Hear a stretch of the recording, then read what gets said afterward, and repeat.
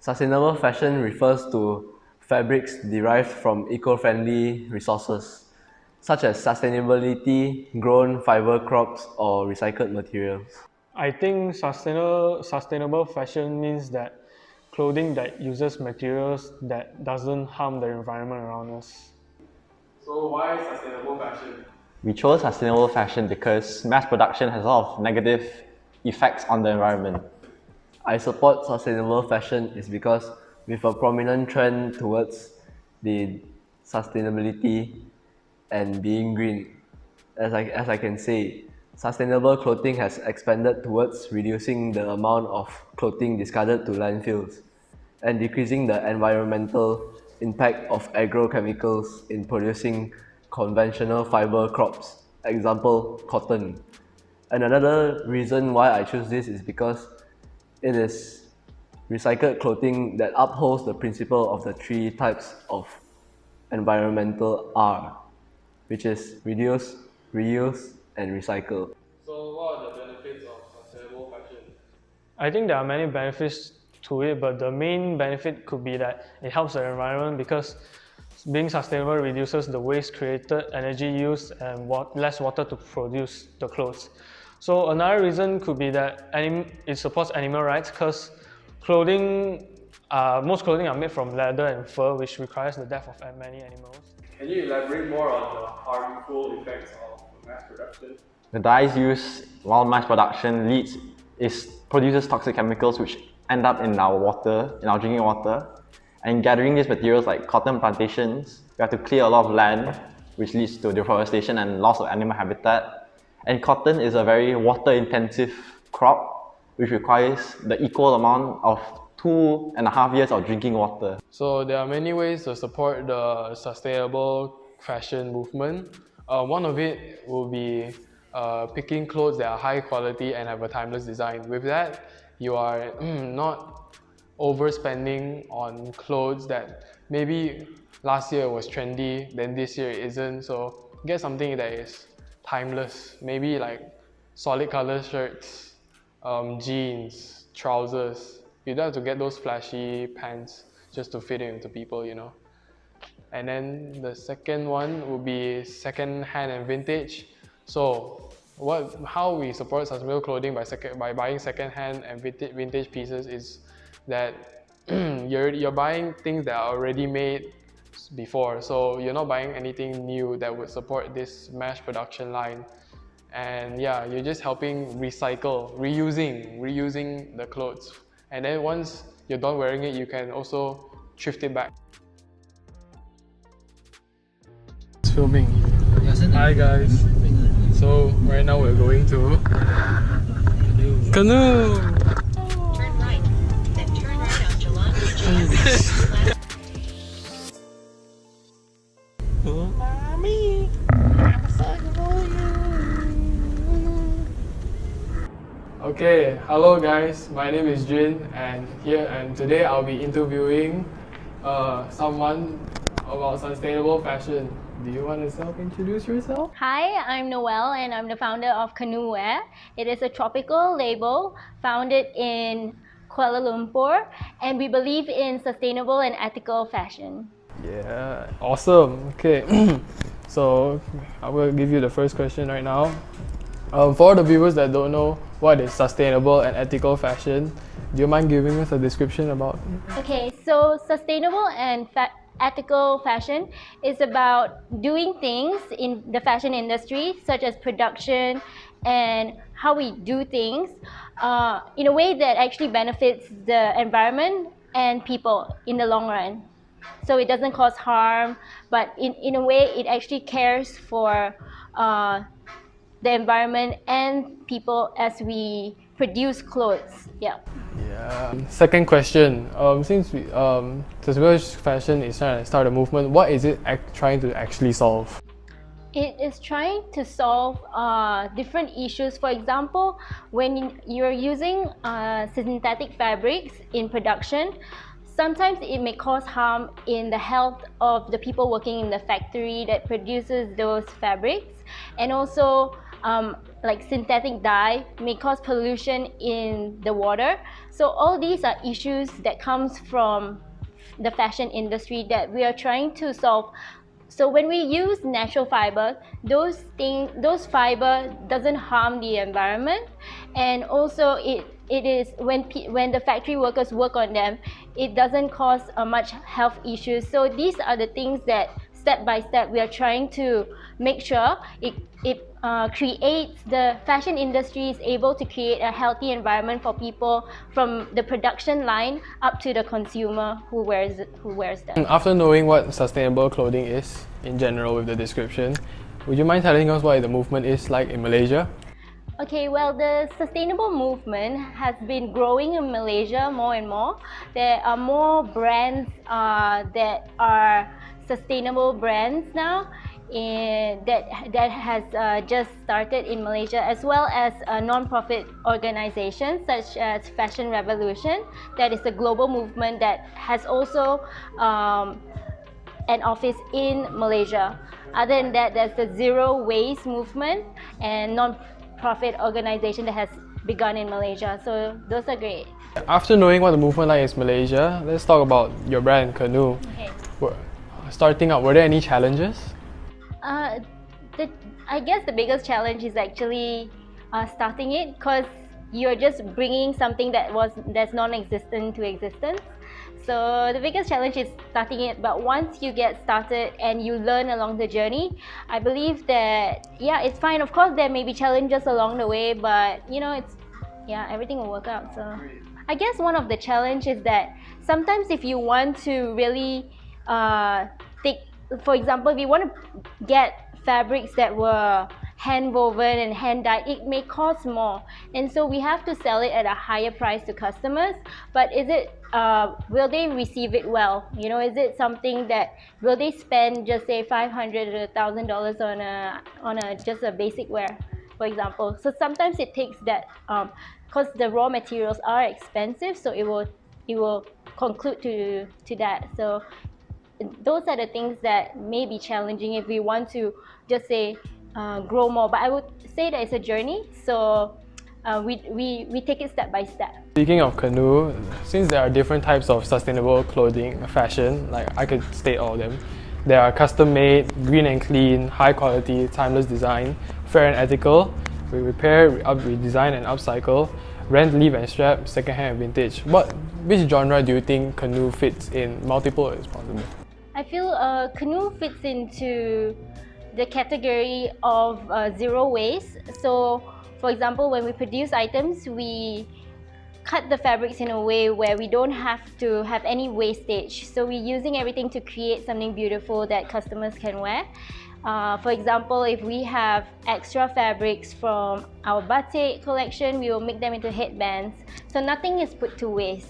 Other than that, we also work on upcycling. So we use vintage tea towels to create kimono jackets and skirts that are really, that are pretty cool. Well, we are also timeless. So our designs are timeless, and we also pay people fair wages. So we are already doing these things. Maybe in the future we would like to work more on maybe renting, swapping Canoe wear between the Canoe customers. We'll see. Alright, awesome. Okay. So speaking of Canoe, how did it all start? What inspired you to start the brand? So what inspired me to start the brand is that I always like wearing clothes that are unique and different, and as well knowing where it comes from. So it comes from a place where the garments are made by people who are paid fairly, by fabric that doesn't harm the environment.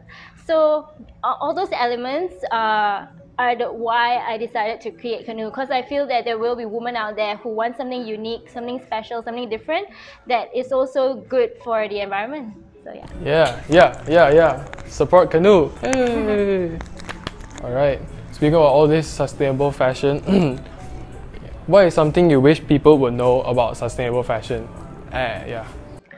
Something I wish people knew about sustainable fashion is that it doesn't have to be expensive. You can always support local brands that work on sustainable clothing, and also you can go thrifting. Thrifting is a good way to support sustainability because you are reducing wastage. Yeah, and you can find really great items too. Yeah, then what is something you wish people would know about synthetic clothing, like Synthetic clothing. mass Oh, production? mass production. So sometimes the mass production, you don't know how much wastage is produced by just creating so much garments. The reason why people do mass production is that the fabrics that they use, sometimes they are also synthetic fibers, so it's cheaper. As well, if you produce a larger quantity, it's also cheaper. So the reason is actually more profit based, but it may be harmful to the environment in the long run because of the amount of wastage, as well as and the fabrics that causes harm to the people producing it. So yeah. Okay, that's all for the interview. Thank you so much for your time. I wish you all the best for your brand. And yeah, fighting, handshake. Thank you. Thank you. Okay, let's get out. Oh.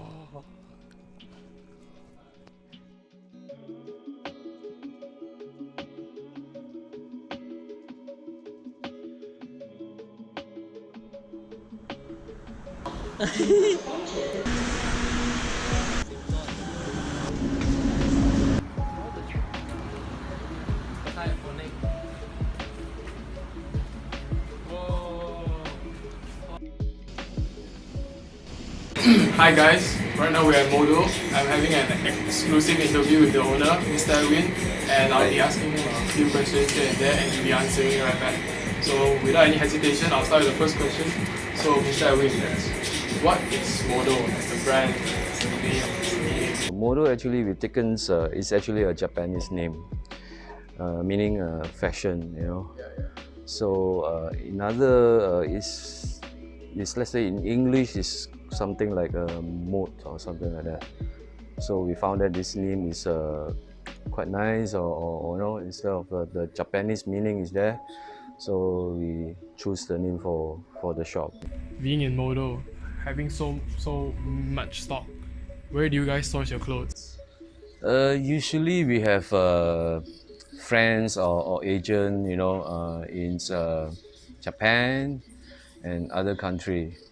So every time when he managed to get some nice stock, they will like WhatsApp me or So they'll contact you? to contact me and let me check whether it's okay, price okay, then I will bring it over.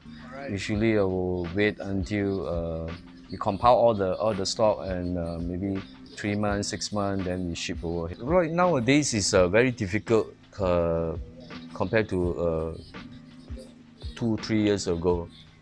See, now in this market, everywhere, you know, around the world, they are very popular. You know, they are looking into all these thrift shop for all this fashion, you know, pre-loved fashion, because some really are the rare items.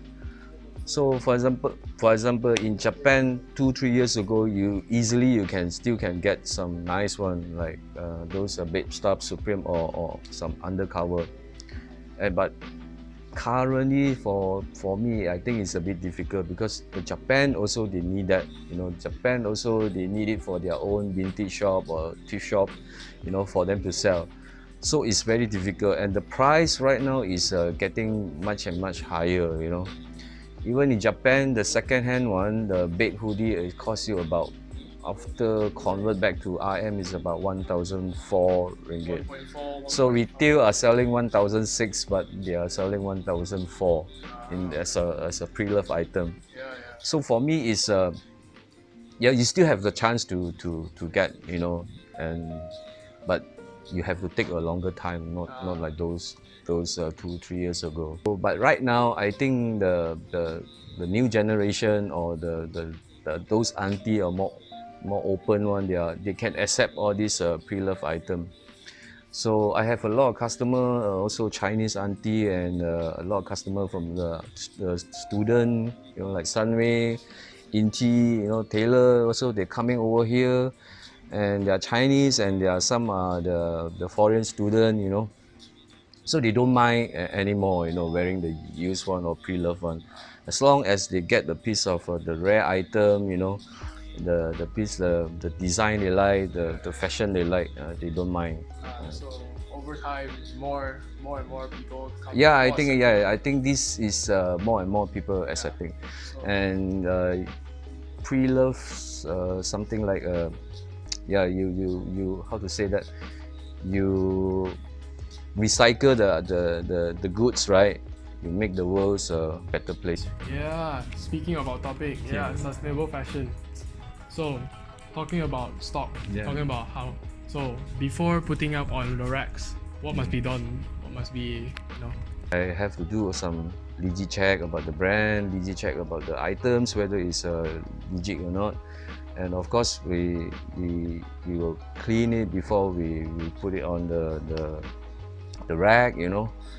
And yeah, this is and of course we have to how to say that, the pricing, you know, we need to survey, we need to check, you know, how much value this item costs about it. Yeah, so basically what Modo does is they'll just do research, try to get legit check, you know, they don't want any fraud items in their stores. So after checking, they'll wash it up, hang it up, and then, you know, set up for the good price, I guess. So that's all for now. That's all for the interview. Thank you so much for your time. Thank you. Yeah. You're welcome. Please come by to this store. It's very nice. The owner's friendly, open. Come chat with him or something. Get something, you know, take something home. Thank you. Yeah.